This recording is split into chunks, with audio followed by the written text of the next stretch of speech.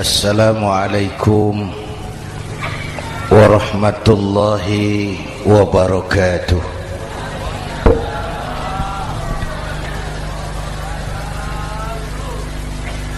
Alhamdulillahi wa kafa, wassalatu wassalamu ala sayyidina Muhammadin al-Mustafa wa ala alihi wa ashabihi ahli sidqi wal wafa, amma ba'd. Para ulama, para habaib, para masyayikh yang saya muliakan, yang terhormat Bapak Kapolres dan Bapak Dandim, Sahibul Bait, segenap keluarga besar Pondok Pesantren Raudhatul Muta'allimin Al-Aziziyah, bapak-bapak, ibu-ibu, hadirin hadirat ma'asyiral muslimin yang saya cintai. Saya bersyukur dapat menghadiri haflah Maulidin Nabiyil Karim, dan saya bangga dan terharu dengan keberadaan Pondok Pesantren Raudhatul Muta'allimin Al-Aziziyah ini. Sekarang ini banyak orang bisa memberi contoh, tapi sedikit orang bisa menjadi contoh. Memberi contoh itu mudah, tapi menjadi contoh itu yang sulit. Oleh karena itu, pada kesempatan ini kita ingin mengambil contoh bagaimana Rasul melaksanakan perjuangan. Apa modal utamanya? Saya sampaikan 3 sajalah, mudah-mudahan selesai 10 menit. Yang pertama, modal utama perjuangan baginda Rasul adalah akhlakul karimah. Memperbaiki akhlak dengan akhlak. Oleh karena itu, Suramadu sudah selesai. Dari dan ke Madura jadi lebih mudah. Bahkan Madura akan jadi daerah industri. Tetapi yang kita ingin, Madura tetaplah Madura. Akhlak tidak boleh berubah. Zaman boleh berubah, akhlak tidak. Masa boleh berganti, tapi keyakinan tidak boleh mati. Nah, soalnya adalah kepada siapa kita harus berakhlak. Kita itu kan harus berakhlak kepada 2. Kita harus berakhlak pertama kepada Allah. Ini yang terpenting.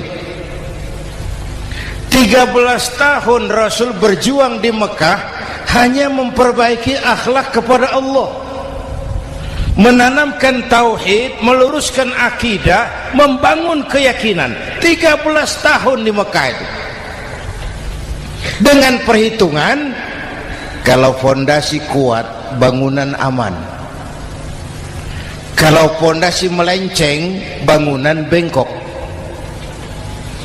Kalau pondasi rapuh, bangunan runtuh. Bangunan bagaimana pondasinya? Orang hidup bagaimana imannya? Kekuasaan dan jabatan baru ada manfaatnya kalau dipegang tangan orang beriman. Kalau tidak, yang muncul Fir'aun. Harta baru terasa manfaatnya kalau dipegang tangan orang beriman. Itulah sebabnya bangsa kita ini bukan cuma perlu orang pintar, kita perlu orang benar.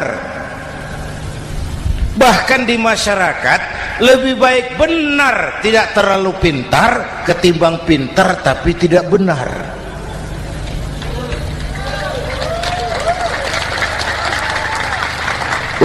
Kalau sudah pintar tidak benar, rusak rakyat itu Pak. Disuruh ngurus beras malah nimbun beras, ya. Disuruh ngurus laut jadi bajak laut. Disuruh ngurus hukum, bikin hukum seperti pisau, tajam ke bawah, tumpul ke atas. Kalau yang kecil salah, hukum cepat-cepat ditegakkan. Yang besar salah, diam pura-pura tidak mengerti. Itu yang melukai rasa keadilan.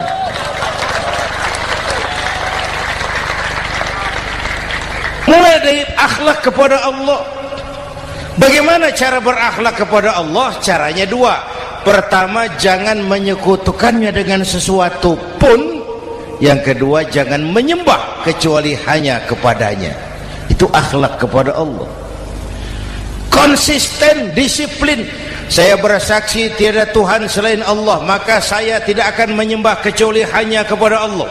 Saya tidak akan takut kecuali hanya kepada Allah. Saya tidak akan minta tolong kecuali hanya kepada Allah. Saya tidak akan melarikan persoalan kecuali hanya kepada Allah. Saya bersaksi Nabi Muhammad utusan Allah, Nabi terakhir. Tidak ada Nabi sesudah Nabi Muhammad. Harga mati, titik. Disiplin. Ada yang mengaku jadi Nabi, wajib tidak percaya. Disiplin. Sekarang ini kan bangsa kita disiplinnya lemah. Korupsi agak sulit diberantas karena pejabat kita takut atasan tapi nggak takut Tuhan.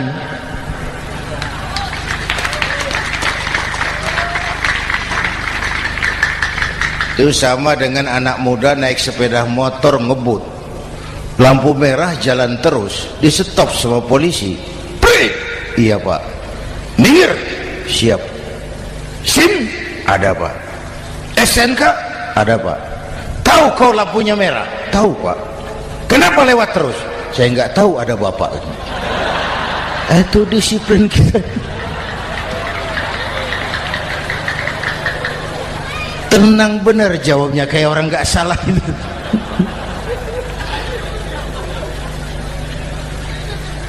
Iman. Apalagi belakangan ini saya sering bilang gini Pak, ini humor tapi agak tasawuf.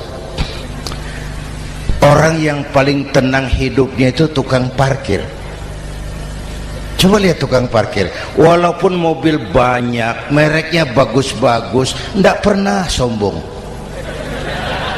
Tenang ini, tenang. Nanti mobil pergi satu demi satu, habis sama sekali, dia tidak sedih. Tenang. Mobil banyak tidak sombong, mobil habis tidak sedih. Apa rahasianya? Ternyata, nih tasawufnya di sini. Tukang parkir tidak merasa memiliki, tapi merasa dititipi. Wah, itu. Siapa saja yang merasa memiliki, bersiaplah kehilangan, dan itu menyakitkan.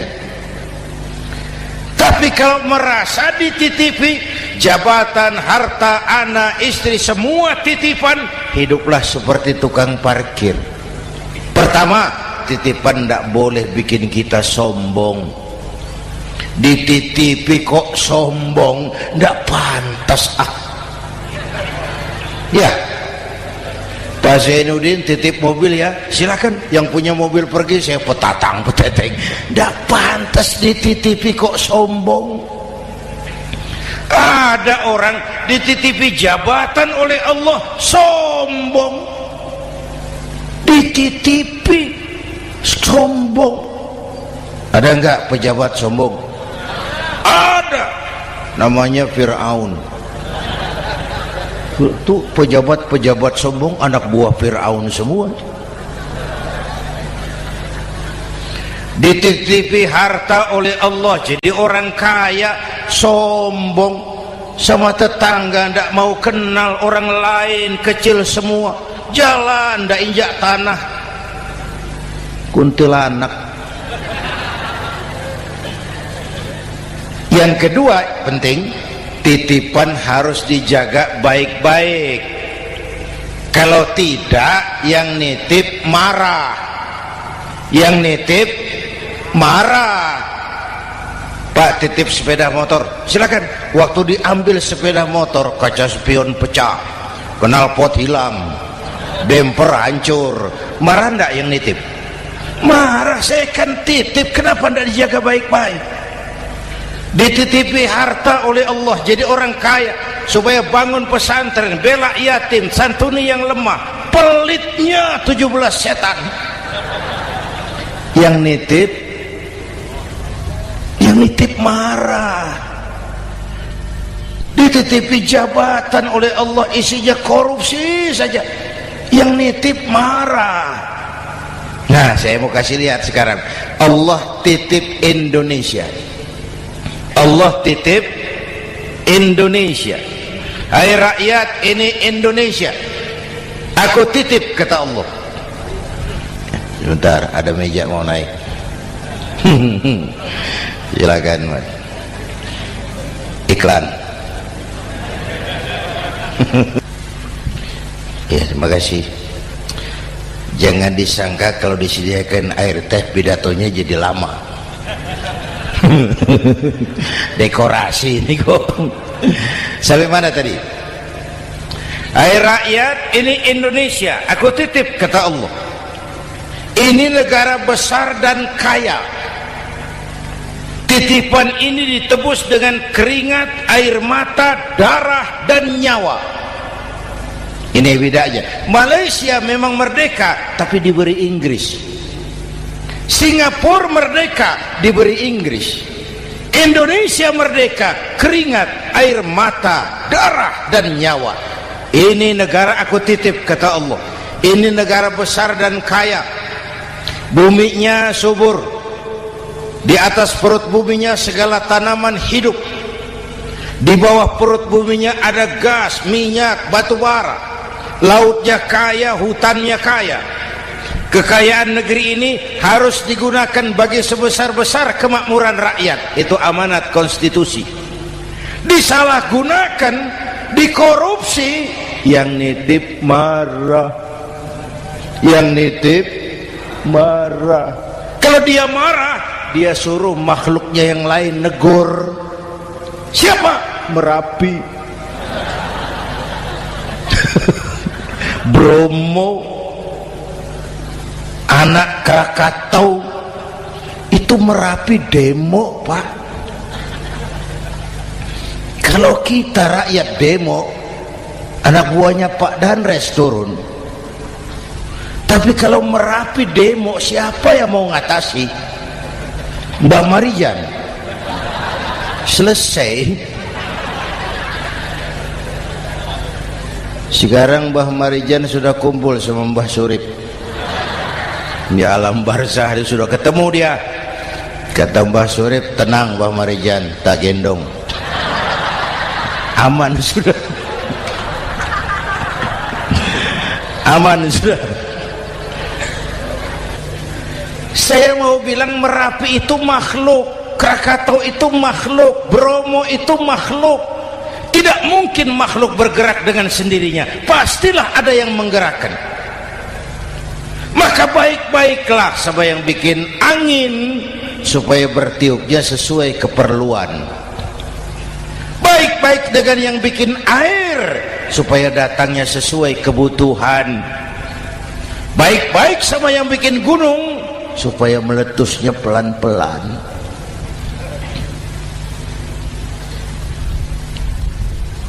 Bapak Ibu hadirin yang saya hormati, menjaga titipan. Jangan menyembah kecuali hanya kepadanya. Jangan menyekutukannya dengan sesuatu pun. Ayo, saya ngobrol kita. Bapak Ibu hadirin yang hadir di sini ini, kita ini semua hamba Allah apa bukan? Hamba Allah. Kata siapa? Kata kita. Kalau kata kita namanya ngaku. Ngaku itu boleh dan murah. Apa diakui? Kita belum tahu. Ya, kan baru kata kita itu. Dan tidak otomatis kalau kita bilang saya ini hambamu ya Allah, lalu Allah jawab iya ya. Tidak, wong itu kan kata kita. Saya hamba Allah, kata saya. Berapa banyak orang perbuatannya, ucapannya berkata saya hamba Allah, perbuatannya menyatakan dia hamba setan, hamba nafsu, hamba dunia, budak jabatan. Tidak sesuai ucapan dengan perbuatan. Jadi hamba Allah itu nggak mudah, digojlok, diuji. Coba lihat, yang jelas diakui sebagai hamba itu baru satu yang kita peringati ini, baginda Nabi. Allah mengakui kapan? Waktu menceritakan Isra dan Mi'raj. Apa yang dipakai kalimat? Subhanallazi asra bi'abdih. Maha suci Allah yang telah menjalankan hambanya. Hambanya. Muhammad itu hambaku, aku jalankan dia. Allah mengakui. Kapan kalimat ini turun? Setelah Nabi digojlok, ditempa, digembleng, diuji, difitnah, dicaci maki, dilontari kotoran unta, sahabat-sahabatnya dibantai. Lolos, Muhammad betul-betul hambaku. Ayo Isra Muhammad. Subhanallazi asra bi'abdi, hambaku. Jadi kalau mau jadi hamba Allah ya diuji, digojlok, digembleng. Nah, mari kita lihat kehambaan baginda Nabi. Orang yang paling bersih hatinya Rasulullah. Orang yang paling baik akhlaknya Rasulullah. Orang yang dosanya sudah mendapat jaminan ampun Rasulullah. Tapi Rasulullah kalau sholat malam bengkak kakinya karena rajin sujud. Hati bersih, akhlak terbaik, dosa sudah diampuni. Tapi kalau sholat malam kakinya bengkak karena rajin sujud. Saya tahu di sini juga banyak yang kakinya bengkak. Cuma urusannya apa? Itu urusan masing-masing. Pada tingkat seperti itu Rasulullah, saya perlu Allah, saya perlu Allah, saya perlu Allah. Yang 100 tahun kita bangun selesai oleh gempa 3 menit. Ya. Yang 100 tahun kita bangun ternyata selesai oleh gempa 3 menit. Kita perlu Allah, kita perlu Allah. Makanya musibah itu kan kalau menimpa orang baik-baik namanya ujian. Kalau menimpa orang setengah baik itu paru-paru yang bikin malaikat bingung. Sholat rajin, maksiat tekun, baca Quran mau, fitnah orang hobi, ngaji nyolong jalan terus. Untung di sini nggak ada yang begitu. Di Jakarta banyak. Di sini insya Allah sama. Jakarta. Orang separuh-separuh seperti itu kalau dapat musibah itu namanya teguran, bukan ujian. Kenapa ditegur? Lalai. Nah, kalau orang jahat dapat musibah itu namanya persekot. Uang muka tanda jadi. Kontannya nanti di akhirat. Kalau diuji bukan saja harus sabar, tapi harus lulus. Kalau ditegur, introspeksi, perbaiki yang kurang, kurangi yang memang berlebihan. Bertali-tali, bersambung-sambung musibah ini, dan musibah kalau datang tidak pernah memilih, tidak pernah memilih. Bapak Ibu hadirin yang saya muliakan, jadi mari yang pertama jaga akhlak kita kepada Allah. Jangan menyekutukannya dengan sesuatu pun, jangan menyembah kecuali hanya kepadanya. Sekarang kan musim entertain, orang pandai membangun pencitraan, orang pinter bikin bungkusan. Sekarang ini kiai sama dukun tipis bedanya. Bener Pak, pemburu hantu pakai sorban, pakai gamis, nanti kiai pakai helm. Atribut sudah kacau sekarang ini, siapa pakai apa, siapa mau jadi apa, tidak jelas. Sementara masyarakat kita memang agak kutil, kurang teliti, cepat heran, gampang kagum. Pernah terjadi suatu saat tabrakan di jalan, keras sekali, korban jatuh berlumur darah, dikerubungi orang banyak. Datang wartawan mau ambil gambar dari dekat, sulit, banyak sekali orang ngerubung. Dia cari akal, tolong saya dikasih jalan ke dekat korban. Orang menoleh semua. Saudara siapa? Saya bapaknya korban, katanya. Dia mengaku bapaknya korban. Ya orang minggir semua, minggir, ada bapaknya korban. Orang minggir semua, dia maju ke depan korban. Sampai di depan korban pucat mukanya itu wartawan. Kenapa? Yang ketabrak anak monyet, Pak. Dia sudah ngaku bapaknya korban.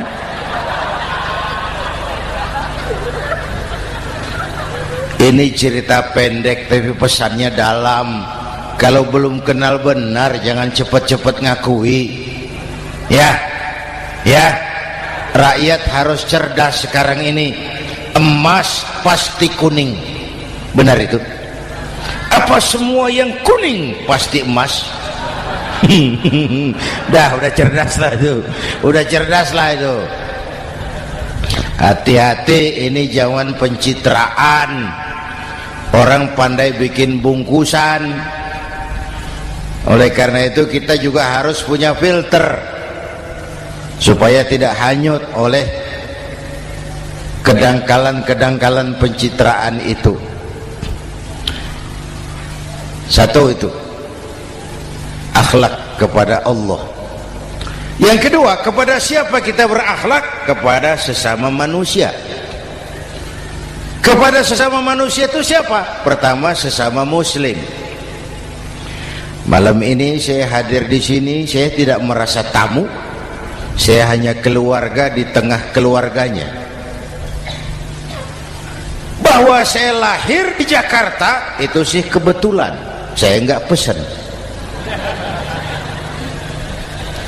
Yang kita tidak pesan jangan diributkan. Kita enggak pesan. Warna kulit seperti ini kita enggak pesan. Dari suku apa lahir kita enggak pesan. Potongan seperti ini kita enggak pesan. Islam membebaskan manusia dari ras diskriminasi. Pada waktu yang bersamaan Islam mengangkat harkat, derajat, martabat kaum wanita. Ini kasihan dari tadi nggak diajak ngomong nih. Pada waktu yang bersamaan Islam mengangkat harkat, derajat, martabat kaum wanita. Ibu-ibu mestinya lebih terima kasih sama Rasulullah. Sebelum Rasulullah datang, nasib perempuan menyedihkan, dilecehkan, harganya murah. Sebelum Rasulullah datang, murah. Sebelum Rasulullah datang, murah. Coba lihat wanita sebelum Islam, sedih, dilahirkan hanya untuk melahirkan, alat pemuas nafsu. Kalaupun berperan, peranannya cuma segitiga, dapur sumur kasur, kasur sumur dapur, putar-putar di situ saja. Nggak usah di Arab, dunia, di Jawa. Raja-raja Jawa sebelum kenal Islam seenaknya ngumpuli perempuan kan, selirnya yang 30, 50. Sultan-sultan di Turki piara harem ratusan orang perempuan.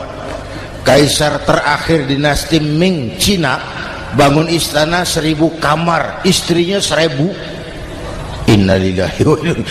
Itu saya cuma pikir, raja kalau istrinya 1000, kapan pakai kolor itu raja?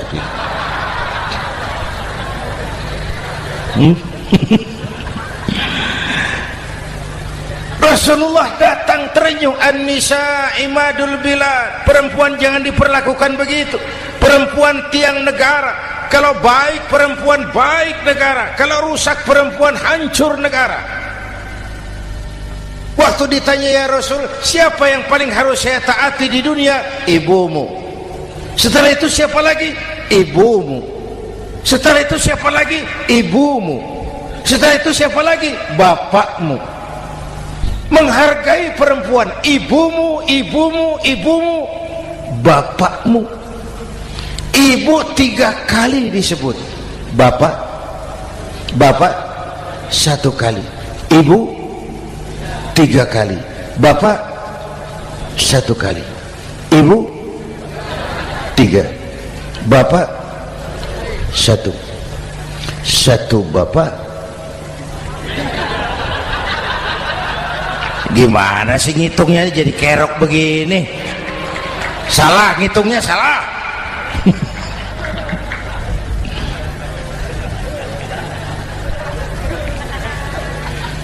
Lalu dicairkan kehidupan kemasyarakatan di masjid. Masya Allah, masjid itu pendidikan demokrasi betul. Pertama, siapapun masuk masjid copot sandal, buka sepatu. Benar itu? Ini masyarakat yang mau kita bangun. Tidak ada warga negara kelas 1, semua sama. Lurah masuk masjid buka sepatu, rah. Camat masuk masjid buka sepatu, mat. Gubernur masuk masjid buka sepatu, Nur. Nikmatnya masyarakat masjid, nikmatnya masyarakat masjid. Coba binatang saja harganya tidak sama toh. Sapi yang mahal yang gemuk, betul? Karena harga sapi pada dagingnya, makin gemuk sapi makin mahal harganya.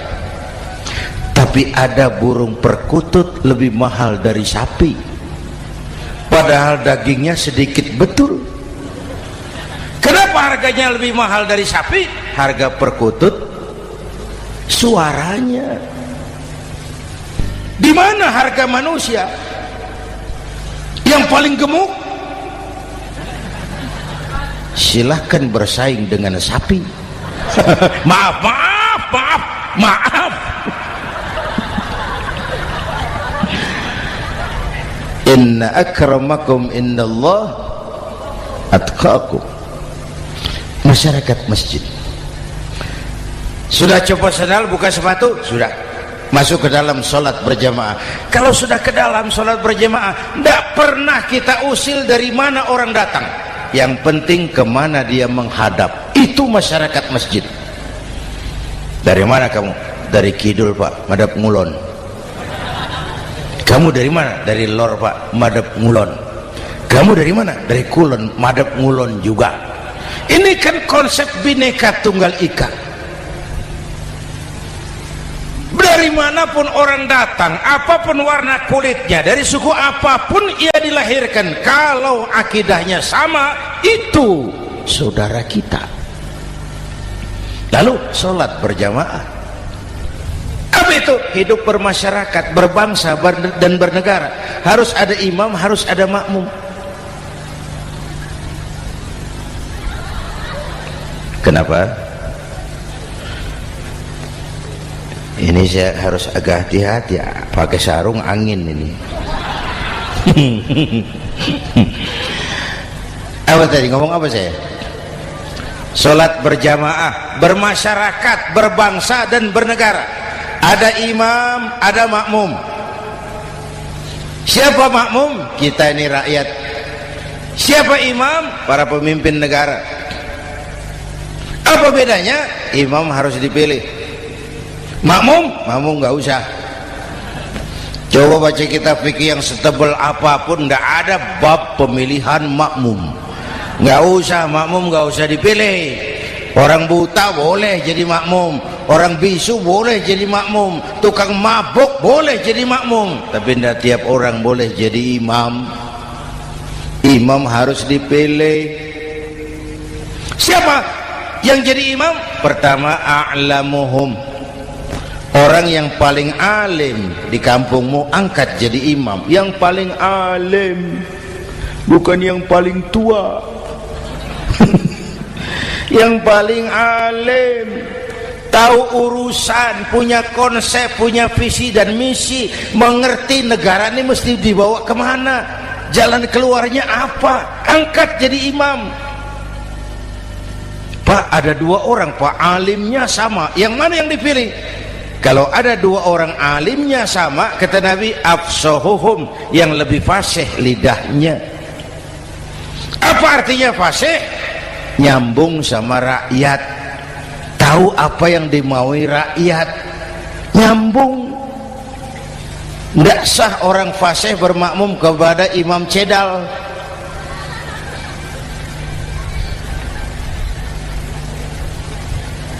Kenapa Bu? Nyambung.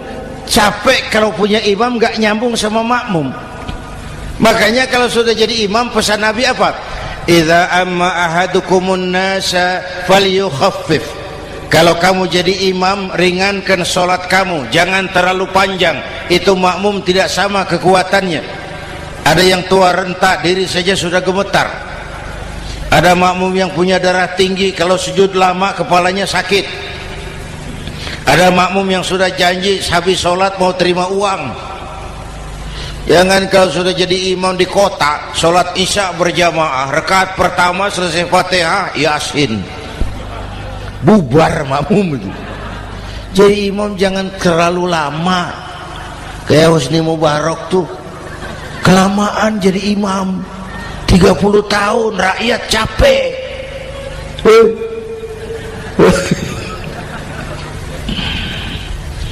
Bapak Ibu hadirin yang saya hormati, nah masyarakat Islam ini loyal, taat, setia. Kapan? Kalau imamnya benar. Imam takbir, makmum takbir, imam ruku', makmum ruku', imam i'tidal, makmum i'tidal, imam sujud, makmum sujud. Tapi masyarakat Islam tidak buta. Imam keliru, makmum wajib menegur. Ya, bagaimana negurnya? Mestinya ruku', imam sujud. Wah, keliru ini. Subhanallah, kan gitu. Itu aturan main. Tidak boleh imam keliru, makmum emosi, main pegang, mam, hoi salah, hoi, kacau sholat.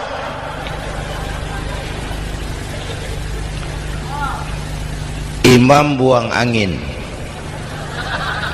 apa makmum lalu berkata, demi kesetiaan saya kepada imam, imam buang angin, saya lebih keras lagi. Goblok. Iyyaka na'budu wa iyyaka nasta'in. Sampai situ imam buang angin, minggir. Tidak usah ribut. Yang di belakang satu orang maju ke depan, lanjutkan pekerjaan imam. Yang penting imam tahu diri, buang angin, minggir. Ini negara rusak karena imam sudah buang angin. Tenang aja, kayak orang nggak salah gitu loh.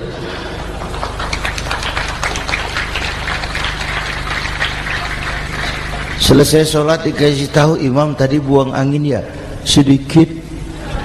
Apa kalau nggak sedikit lalu nggak rusak sholat itu? Nah, dalam berjaga akhlak kepada sesama, ayo kita jaga kesatuan, persatuan, kerukunan, kekompakan. Ini pesantren Raudhatul Muta'allimin Al-Aziziyah, ini aset kita. Keberadaannya, pengembangannya, kelangsungannya bukan sekedar tanggung jawab pengurusnya, tanggung jawab kita sesuai dengan bidang dan kemampuan masing-masing. Yang punya jabatan bantu dengan wewenangnya, yang punya harta bantu dengan uangnya, yang punya tenaga bantu dengan tenaganya, yang bisa doa bantu dengan doanya, yang tidak bisa apa-apa bantu dengan diam. Diam saja lumayan loh itu membantu. Bapak Ibu hadirin yang saya hormati, saya ingat almarhum Panglima Besar Sudirman pernah bilang, kamu itu kalau mau menang harus kuat, kalau mau kuat harus bersatu, kalau mau bersatu hidupkan semangat silaturahmi. Mau menang harus kuat, mau kuat harus bersatu, mau bersatu hidupkan silaturahmi. Bapak Ibu hadirin, rukun antar umat seagama. Beda pendapat boleh, marah jangan. Kalau di Jakarta kan sekarang lagi musim apa itu wahabi yang bid'ah, sedikit bid'ah itu. Saya sih bilang yang suka tahlil bagus, terusin. Yang nggak suka tahlil nggak apa-apa, tapi jangan mencaci maki yang suka tahlil. Orang yang mabuk masih banyak kok yang tahlil dicaci maki. Kita nih seperti orang kurang kerjaan. Waktu guru saya Hadratul Mukarram Ki Haji Dr. Idham Khalid wafat, saya ajak orang baca Fatihah. Selesai, saya lagi duduk di belakang, seorang pengusaha nemui saya, Kiai, kenapa? Saya coba ingin kepastian. Apa? Orang yang sudah mati dibacakan Fatihah itu apa pahalanya sampai? Saya bilang gini, Mas, kamu kalau nggak percaya mati aja dulu. Saya bacain Fatihah, tunggu di sono. Kalau nggak nyampe balik lagi nggak apa-apa.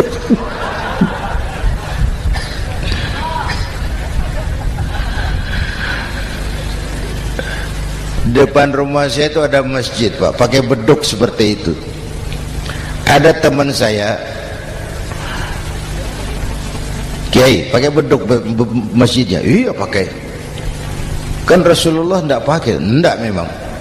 Bid'ah tuh. Oh, siapa bilang? Beduk itu bukan agama, itu budaya, tanda masuk waktu. Bukan manggil orang sholat. Manggil orang sholat pakai azan. Tanda masuk waktu, itu hebatnya Wali Songo, pakai beduk. Kalau nggak mau pakai beduk boleh, teriak-teriak juga boleh. Maghrib, boleh. Tapi Wali Songo kan bijaksana, pakai beduk saja, sekali pukul satu desa dengar. Itu bijaksananya dakwah Wali Songo. Kalau beduk dianggap bid'ah, miskin kita. Itu budaya. Seperti sepeda motor, itu budaya. Kalau nggak mau pakai beduk boleh, teriak-teriak juga boleh. Maghrib, boleh. Tapi Wali Songo kan bijaksana, pakai beduk saja, sekali pukul satu desa dengar. Itu bijaksananya dakwah Wali Songo. Kalau beduk dianggap bid'ah, miskin kita. Itu budaya. Seperti sepeda motor, itu budaya. Kalau beduk dia nggak bid'ah, sepeda motor bid'ah tuh. Rasulullah nggak pakai, jual, beliin unta.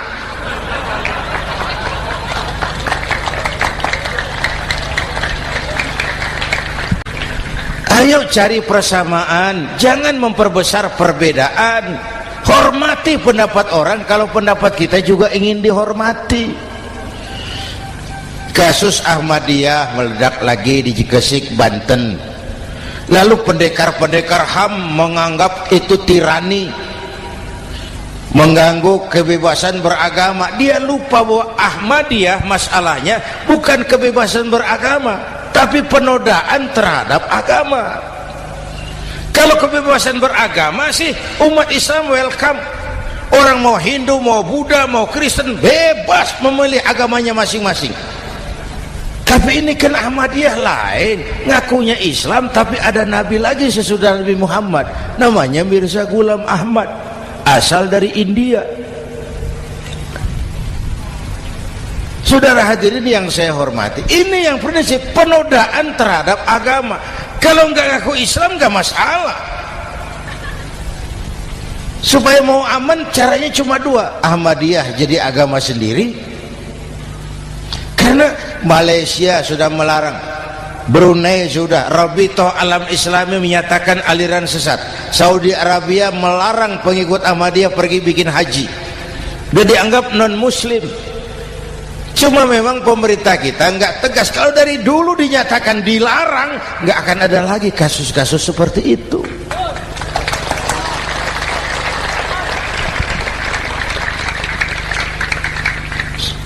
Nah, selain itu kita umat juga harus disiplin. Coba sudah berapa banyak nabi bermunculan di Indonesia. Dan Indonesia ini saya heran, Indonesia ini pasar bagus, Pak. Kalau ada nabi, ada aja pengikutnya, saya heran tuh. Indonesia ini pasar bagus. Ada Ahmad Musaddiq Al-Qiyadah, jadi nabi. Konsultan bulu tangkis jadi nabi. Dapat wahyunya di Bogor, ditangkap polisi 4 tahun. Muncul lagi di Bandung, namanya Sayuti, tukang cukur, ngaku dapat wahyu jadi nabi, ditangkap polisi lagi 2 tahun. Di Malang Ustadz Roy, ya sebenarnya petinju, dia masuk Islam, mu'alaf, belajar Islam tidak pakai guru, diutak-atik ayat Quran. Sholat kita harus mengerti artinya, maka sholat boleh pakai bahasa masing-masing. Ramai masjid, 2 tahun penjara.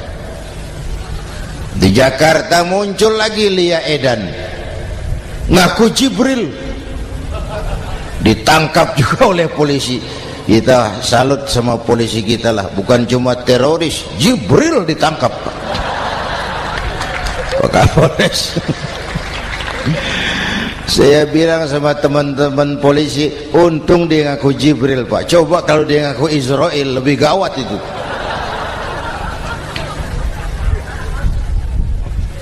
Yang parah, antara Cirebon Losari, dia perbatasan Jawa Tengah Jawa Barat, pernah muncul agama baru namanya agama Jasun, agama Jawa Sunda, agama Jasun Jawa Sunda. Yang jadi nabi Tugimin. La haula wala quwata. Saya bilang ini jangan jadi nabi, jadi kiai juga nggak angker ini. Al Mukarram Bapak Kiai Tugimin, nggak enak. Yang lebih ndak enak selawatannya loh itu. Kalau kita kan tadi nikmat tuh, ya Habibi ya Muhammad, nikmat rasanya itu. Coba ganti sama yang tadi, wah enggak, ya Habibi ya Tugimin, enggak enak itu, Pak. Jadi umat Islam itu sangat menghormati orang lain agama. Soal agama orang lain, lakum dinukum, awas hati-hati kalimatnya. Kita menghormati orang lain agama. Soal agama orang lain, lakum dinukum. Kita memang yakin cuma Islam agama yang benar, tapi bukan berarti kita boleh menghina agama orang lain. Kenapa? Kalau agama kita yang dihina, kita kan sakit hati. Orang lain sama dong. Itu sebabnya Allah berpesan, jangan kau caci maki Tuhan mereka, karena mereka akan balas mencaci maki Tuhanmu. Dan itu artinya mencaci maki aku, kata Allah. Jelas ini? Jelas? Justru karena umat Islam mayoritas di Indonesia, maka kerukunan antar umat beragama terjaga dengan baik. Oh, kalau umat Islam mau main kasar, mau main kayu, mau main keras, umat Islam ini 85%, yang lain pasti selesai. Saya jamin selesai. Tapi kan tidak. Kita sadar betul ini negara Pancasila. Kita sadar betul bahwa kita harus menghargai orang lain agama, menjaga kerukunan, rukun antar umat beragama. Yang ketiga, rukun antar umat beragama dengan pemerintah. Dulu kiai saya bilang, sultanun zulum khairum min fitnatin tadum. Pemerintah yang jelek pun sebenarnya masih lebih lumayan ketimbang tidak ada pemerintahan. Kalau itu ukurannya. Coba umpama nanti Pak SBY sudah terlalu pusing, lalu pengumuman jam 000, seluruh rakyat Republik Indonesia saya umumkan mulai malam ini tepat jam 000 pemerintah bubar.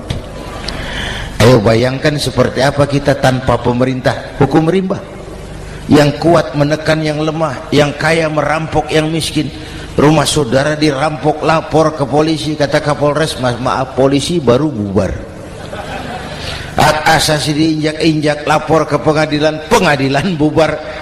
Masih ada pemerintah saja yang kuat suka menekan yang lemah, apalagi kalau tidak ada pemerintah. Karena itu ulama dan umara dua pilar utama. Kalau kuat keduanya, kuatlah masyarakat. Kalau rapuh keduanya, maka rapuhlah juga masyarakat. Bapak Ibu hadirin yang saya hormati, ini yang kedua, kita harus berakhlak kepada sesama. Yang ketiga, kepada siapa kita harus berakhlak? Kenapa? Iya, saya cuma lihat jam. Yang ketiga, kepada siapa kita harus berakhlak? Kita ini harus berakhlak kepada makhluk Allah yang lain di luar manusia. Kepada air kita harus berakhlak loh Pak. Saya dulu remaja ngaji fikih, kiai ngajar makruh buang air kecil di tanah yang berlubang. Saya protes, kenapa makruh kiai? Pertama, untuk kesehatan. Siapa tahu di lubang yang kau kencingi ada gas beracun. Kalau tidak kiai, kalau tidak maka artinya kau harus melindungi binatang yang ada di dalam lubang. Siapa tahu di lubang yang kamu kencingi ada semut sedang rapat membahas masalah Mesir. Apa dosanya lalu mati dikencingi? Ini namanya rahmatan li semut. Bapak Ibu hadirin yang saya hormati, ada hadis sederhana, fa iza zabahtum fa ahsinu zibhata. Kalau kamu menyembelih hewan, sembelihlah dengan cara yang terbaik. Jangan nyembelih ayam pakai pisau tumpul, itu namanya tidak berperi kebinatangan. Kepada ayam kita berakhlak, kepada pohon kita berakhlak, kepada air kita berakhlak. Kenapa sekarang alam tidak seramah dulu? Karena kita juga tidak ramah kepada alam. Kenapa sering terjadi banjir? Karena tempat air kita kurangi. Dia bingung mau kemana. Air nggak punya tempat, akhirnya masuk ke rumah kita juga, masuk dalam zoharul fasadu bil barri wal bahri bima kasabat aydin nas. Karena kita tidak berakhlak kepada lingkungan. Bapak Ibu hadirin yang saya hormati, jadi itu yang pertama, modal utama perjuangannya akhlakul karimah. Mau sukses, utamakan akhlak. Industrialisasi boleh terjadi di Madura, jalan berhotmik licin, oke, listrik masuk desa, alhamdulillah, tapi akhlak jangan berubah, akidah jangan goyah.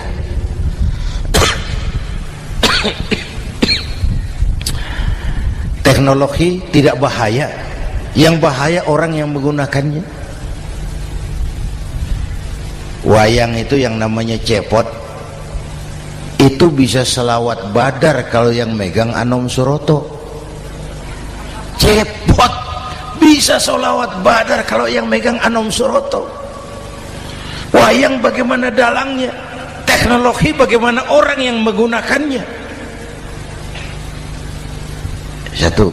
Yang kedua, yang kita contoh dari baginda Rasul, beliau itu sejak kecil tidak dimanjakan, Pak. Lahir ke dunia tidak sempat melihat wajah bapak. Umur 6 tahun ditinggal ibu. Umur 9 tahun ngembala kambing, berniaga ke Syam. Syam itu Syria sekarang. Umur 9 tahun bisnis lintas negara dari Saudi ke Syria. Remaja tidak dimanjakan, kerja keras, peras keringat, banting tulang, tidak ada pekerjaan halal yang hina. Lahir pribadi yang tegar, mental yang tahan banting, manusia yang tidak cengeng karena sejak kecil ditempa oleh kesulitan. Jadi gini, orang itu kalau biasa susah, ketemu susah, ndak kaget, Pak. Mentalnya kuat. Saya santri biasa makan kangkung, datang ke rumah teman dikasih kangkung, loh makanan saya ini, dikasih daging ayam, nambah. Orang tuh kalau biasa susah enak. Saya santri biasa tidur di masjid, disuruh nginep di hotel, pules, Pak. Tapi yang biasa tidur di hotel suruh nginep di masjid, encok. Hidup ini perjuangan. Mau sukses harus berani susah. Jangan seperti dulu nih cerita santri. Ada santri beternak lebah, ambil madunya itu. Satu hari dia mau periksa sarang lebah, naik ke pohon pakai tangga, pakai sarung biasanya santri. Dia lupa tidak pakai celana dalam. Naik pohon periksa, entah bagaimana terpegang sarang lebah itu, berhamburan lebahnya keluar. Salah satu masuk ke sarungnya, tergigitlah Al-Mukarramnya itu. Dia menjerit, aduh, jatuh berguling ke bawah.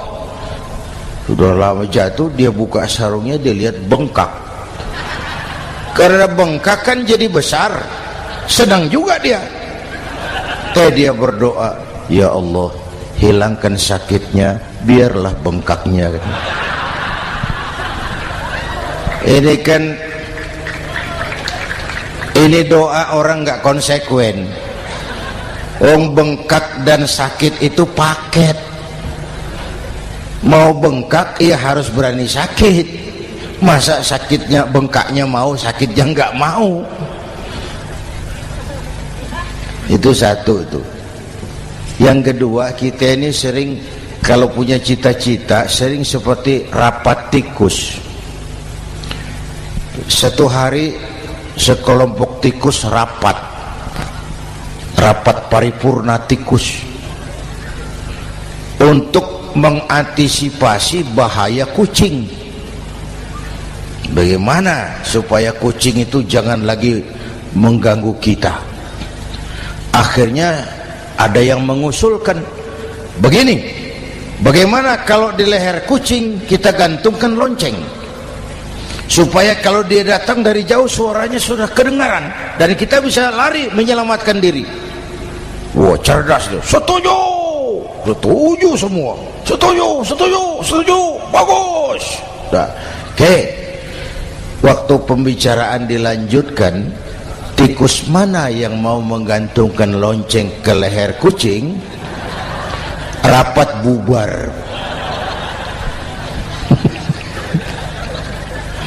Setuju, akur. Iya. Waktu kerja selesai. Bapak Ibu hadirin yang saya hormati, terutama anak-anak saya, para santri, remaja, pemuda. Hidup ini persaingan. Bapakmu tamat SD, nak, kau sarjana. Bapakmu cuma jadi RT, nak, kau camat. Bapakmu tukang tambal ban, kau harus punya pabrik ban. Anak saya pertama dulu saya titip mondok di Tebu Ireng. Tahun pertama pulang saya kontrol, sini kau, apa hasilmu setahun di pesantren? Dia sodorkan saya sebuah piagam penghargaan juara lomba pidato di pondoknya. Saya heran, ini anak di rumah jarang ngomong, kok bisa jadi juara pidato? Saya tanya, kamu bisa pidato, apa yang dipidatoin? Dia bilang, kan kaset ayah dihafalin gitu. Ya saya ketawa juga, waktu itu dia masih anak-anak.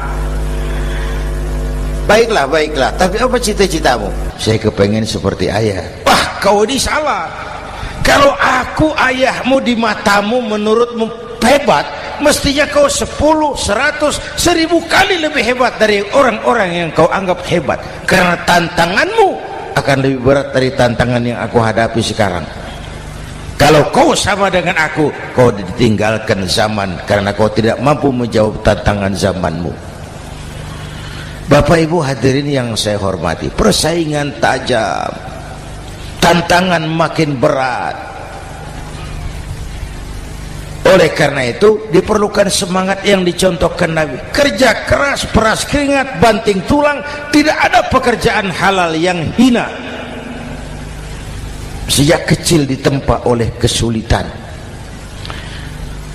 Asal jangan seperti saya tadi ngobrol sama teman-teman, sekarang ini di negara kita banyak politisi miskin negarawan. Pejabat-pejabat kadang-kadang kalau ngelihat rakyat tuh komentarnya nggak berpihak kepada rakyat.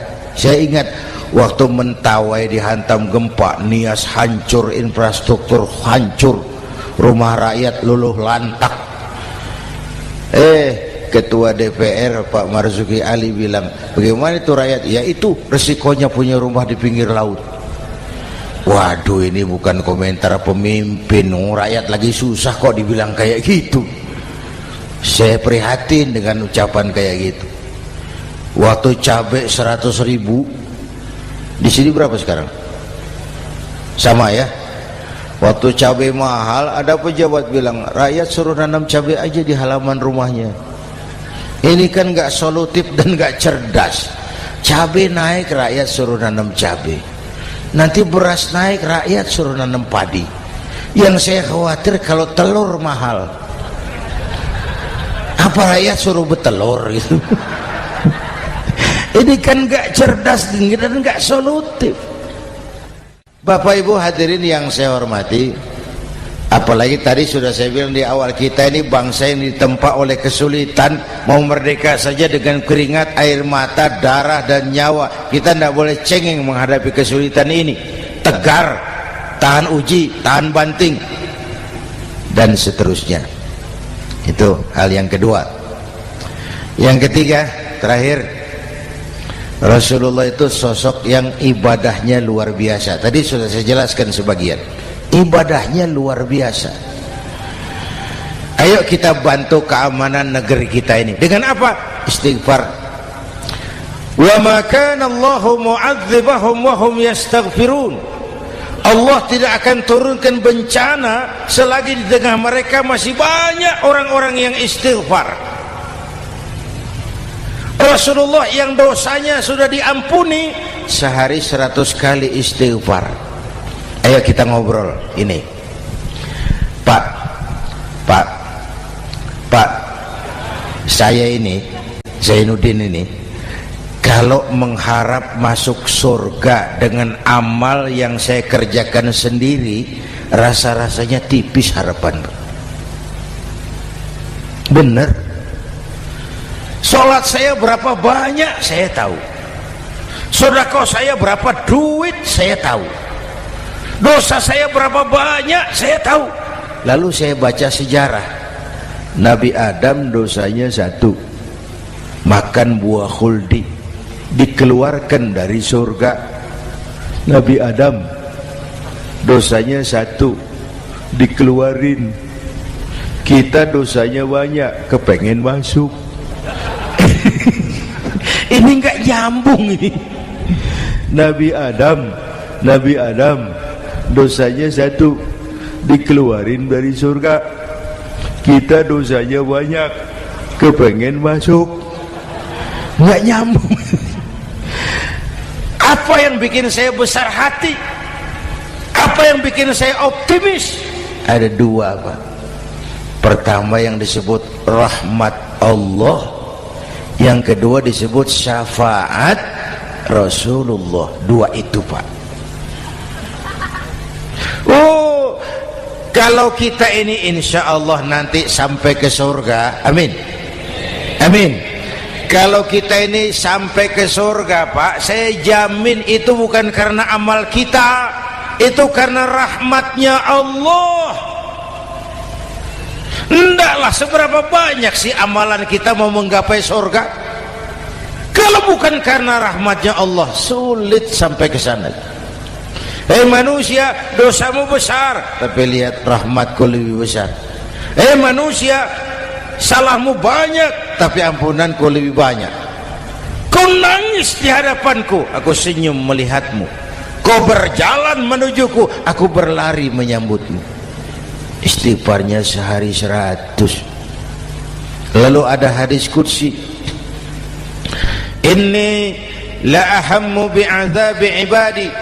Kadang-kadang aku pengen turunkan azab bencana kepada manusia, tapi ketika aku melihat 3 perkara, murkaku surut, bencana aku tarik kembali. Coba perhatikan hadis kursi ini. Allah mau marah hendak jadi, bencana ditarik, musibah diangkat. Kenapa? Ada yang meredam murka Allah. Allah enggak jadi marah. Siapa? Pertama, suyukhan rukka. Aku lihat orang-orang tua tengah malam sujud sambil berlinang air mata, nangis di hadapan Allah. Itu kita hutang jasa loh, Pak, sama orang-orang yang tengah malam sujud nangis di hadapan Allah. Lihat yang begitu Allah tidak jadi marah.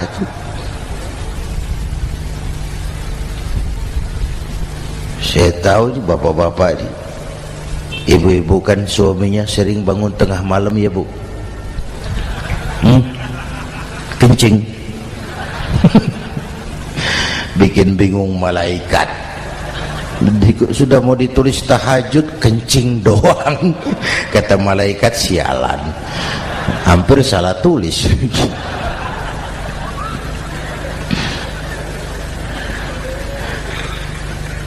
Aku lihat orang tua tengah malam sujud sambil berlinang air mata. Lalu aku lihat bayi-bayi tanpa dosa masih menyusu, sibyanan rudda. Bayi-bayi tanpa dosa masih menyusu, suci bersih, belum ternoda. Wa bahaiman rudda. Dan aku lihat binatang ternak melata mencari makan, kambing mudah cari rumput, alam terjaga keasriannya. Bagaimana bencana nggak mau nambah? Kita mengamalkan hadisnya juga terbalik. Yang diminta itu orang tua tengah malam sujud, bayi tanpa dosa nyusu. Sekarang bayi tanpa dosa dibuang ke tempat sampah gara-gara orang tua tengah malam nyusu. Terbalik namanya. Yang diminta itu orang tua tengah malam sujud, bayi tanpa dosa nyusu. Ini bayi tanpa dosa dibuang ke tempat sampah gara-gara orang tua tengah malam.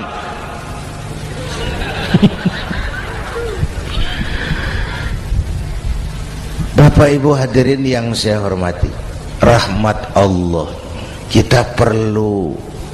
Yang kedua, syafaat Rasulullah. Mari saya cerita syafaat sedikit.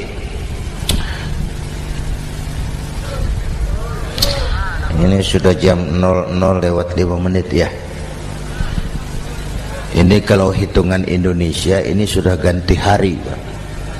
Jadi inilah ceramah terpanjang di dunia. Bayangkan saya pidato dari hari Selasa sampai hari Rabu.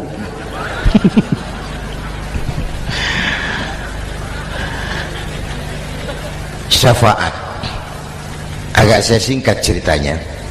Nanti itu Pak, setelah alam ini hancur sehancur-hancurnya, bumi gempa, gunung meletus, air laut tumpah ke darat, halilintar menyambar, planet-planet bertabrakan, semua yang hidup mati bareng tanpa persiapan, termasuk malaikat. Malaikat mati, yang tinggal cuma Allah sendirian.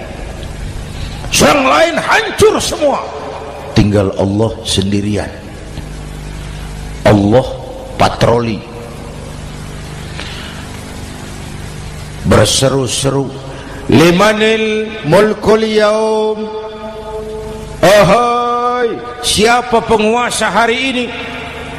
Mana Fir'aun yang ngaku Tuhan?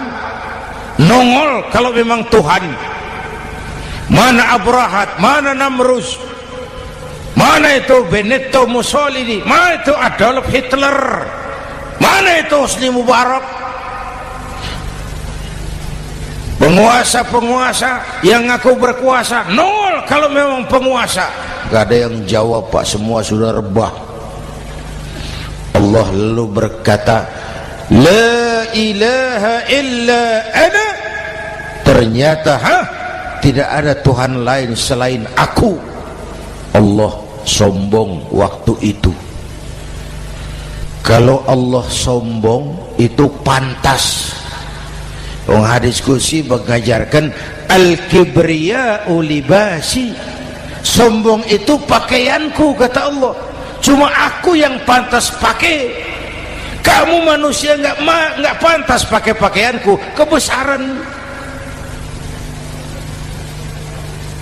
Pakaian Allah mau dipakai. Sombong itu pakaian Allah, cuma Allah yang pantas pakai. Nanti itu yang pertama dihidupkan bukan kita, malaikat dihidupkan lebih dulu. Tiupan pertama, malaikat hidup semua. Diatur panitia akhirat. Yang nyambut tamu siapa, yang pimpin marawis siapa. Malik siap, sediakan neraka. Aku mau bakar itu bajingan tengik yang waktu di dunia nggak mau sujud, jauh dari ulama, tinggal di masyarakat jadi biang kerok, sama yatim kejam. Sediakan neraka. Baik. Ridwan, iya, sediakan surga. Aku mau balas hamba-hambaku yang waktu di dunia rajin sujud, dekat dan cinta kepada ulama, santun kepada yatim, suka menolong orang yang memerlukan pertolongan. Baik. Jibril, Mikail, iya, ke surga. Untuk apa ya Rabb? Ambil kendaraan bernama Buraq, turun ke alam, cari di mana kubur kekasihku Muhammad, bangunkan dari kuburnya, bawa ke surga. Turun Jibril dan Mikail, cari kubur Nabi. Wong alam sudah hancur-hancuran, jangan cari kuburan, cari bangkalan aja nggak ketemu. Bingung dua-dua. Jibril, sebelah mana kubur Nabi? Nggak tahu Mikail. Lalu dua-duanya sujud mohon pertolongan Allah. Dengan izin Allah terbuka kubur Nabi. Allahumma sholli alaihi wa ala alihi. Bangun dari tidur seperti orang bangun dari kubur seperti orang bangun tidur. Nabi mengusap mata, menoleh ke kanan Jibril, menoleh ke kiri Mikail. Lalu tanya, ayu yaumin hadza ya Jibril? Ini hari apa Jibril? Ini hari apa? Hadza ma wa'ada ar-Rahman. Ini hari yang dijanjikan Allah Muhammad. Ini kiamat. Kiamat Jibril? Kiamat. Jibril, kalau memang ini hari kiamat, aina ummati? Umat saya mana Jibril? Umat saya mana? Allah karim. Belum pernah saya lihat di dunia ada satu pemimpin yang begini besar cintanya kepada umatnya seperti baginda Rasul. Dari dunia sampai akhirat beliau cinta kita. Dari dunia sampai akhirat beliau bela kita. Bangun dari kubur, tahu hari sudah kiamat, yang pertama ditanya, aina ummati?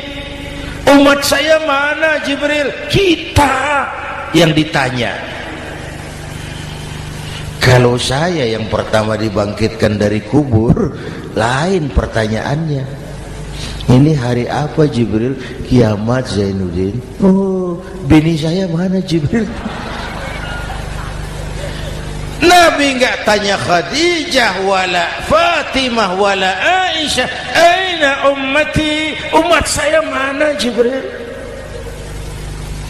Umatmu? Iya. Kau manusia pertama yang dibangunkan dari kubur. Yang lain masih dikubur. Oh. Lalu kita ke surga Muhammad. Perintah Allah, perintah Allah.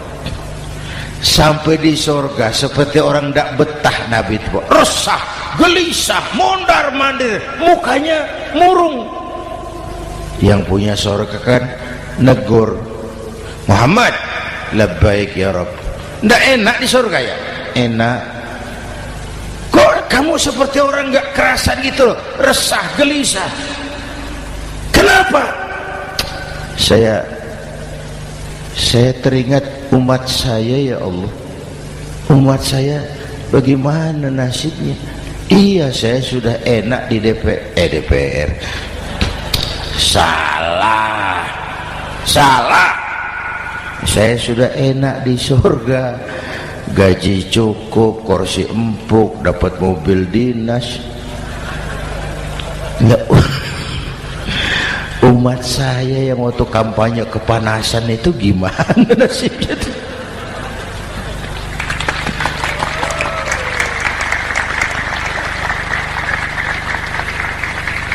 Makanya dulu di Senayan, di depan kantor DPR tuh banyak tukang kaca jualan di situ.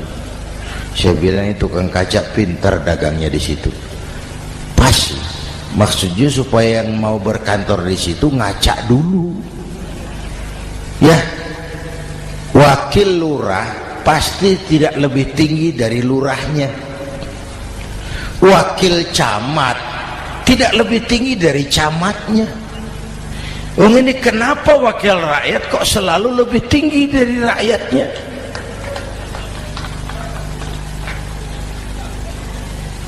Kan yang memberikan mandat kita rakyat. Kemerdekaan bertujuan mengantarkan rakyat ke gerbang kesejahteraan. Lalu rakyat mempercayai tugas itu kepada pemerintah dan wakilnya di DPR. Saya percayakan kamu mengantarkan rakyat ke gerbang kesejahteraan. Itu amanat Undang-Undang Dasar. Biasanya yang diantarkan sampainya lebih dulu biasanya. Yang diantar sampai lebih dulu, yang mengantar nyusul, namanya ngantar belakangan. Ini lebih cepat wakil rakyatnya makmur daripada rakyatnya. Yang mau ngantar makmurnya lebih dulu dari yang mau diantar. Yang diantar kelelerahan di jalanan, yang mengantar udah sampai. Jadi bagaimana Muhammad? Saya minta izin mau keluar, tengok saya punya umat. Oke, saya potong ceritanya. Saat manusia dibangkitkan dari kuburnya masing-masing, Masya Allah, Masya Allah, saya nggak sanggup bayangkan jumlah manusia yang hidup di muka bumi sekarang kan 6 miliar. Cina berdua, India 2,5 miliar. Cina 1,5 miliar, India 1 miliar rakyatnya. Berdua sudah 2,5 miliar. Itu kalau kencing bareng banjir besar. Bayangkan manusia dari awal sampai akhir berapa puluh miliar kumpul di padang mahsyar. Subhanallah. Sibuk, panik, bingung mau disidang di hadapan Allah. Sebagian kumpul di pojokan berunding, kita mau disidangi. Terus ayolah kita cari bantuan. Kemana? Adnan Buyung. Begini. Kita ini kan anak cucu Nabi Adam. Pantas dong kita minta tolong sama beliau. Yuk, setuju. Berangkat cari Nabi Adam. Ya Adam, anta abal bashar. Adam, tuan datuknya manusia, kami cucu kamu, anak turunan kamu mau disidang, tolong kami Adam, tolong. Kata Nabi Adam, Quraisy mas, rombongan Jawa udah aku naik mumet lagi sama Nabi Nuh saja. Nuh bilang tidak bisa, saya juga punya masalah, pernah minta obat ditenggelamkan. Ibrahim barangkali, semua Nabi hand up, angkat tangan. Dikala itu yauma la yanfa'u malun wala banun, di mana harta tidak ada lagi artinya, anak-anak tak jadi beban, tiap orang sibuk dengan urusannya sendiri-sendiri. Saat itu ada satu pemimpin, Allahumma salli alaihi wa ala alihi, diizinkan Allah. Dikala semua nabi yang lain angkat tangan hand up, beliau malah ummati ana laha, ta'ali ummati, ta'ali ummati, umatku sini, umatku sini. Beliau memanggil-manggil umatnya. Yang bagaimana yang dipanggil? Ada hadis, inna ummati ya'tuna yaumal qiyamah ghurran muhajjalin min atharil wudu. Umatku besok di akhirat datang menghadap Allah dengan muka bersinar-sinar karena sering wudu. Sering wudu kan sering sujud, masa cuma wudu tapi enggak sujud? Itu nanti ndak usah mengaku Rasul yang panggil, sini umatku. Tapi kalau muka enggak pernah wudu, enggak pernah sujud, merangkak di depan Nabi, saya umatmu ya Rasul. Kata Nabi, umat saya enggak ada yang kumbal gini. Dikala itu beliau berkenan memberikan syafaat. Syafaat itu saudara-saudara, saya pakai sarung, sobek sedikit, syafaat itu nambeli itu loh. Salat saya kurang sedikit, sedekah saya campur riak sedikit, puasa saya tidak ikhlas sedikit, ditutup dengan syafaat. Saya mau dagang, perlu modal 20 juta, saya punya uang 15 juta, yang 5 juta syafaat. Jadi harus ada modal. Kalau sholat tidak pernah, sedekah tidak pernah, lalu syafaatnya dari mana? Yang dapat tambelan itu yang punya sarung bolong, punya sarung sobek, ditambal dengan syafaat. Lah kalau tidak ada sarung, apa yang mau ditambal? Ya. Nah, mudah-mudahan kita semua mendapat rahmat Allah dan mendapat syafaatnya Rasulullah Sallallahu Alaihi Wasallam. Bapak Ibu hadirin, sudah 7:30 lewat 4 jam. Saya pun kangen, tapi hari sudah larut. Insya Allah lain kesempatan kita jumpa lagi.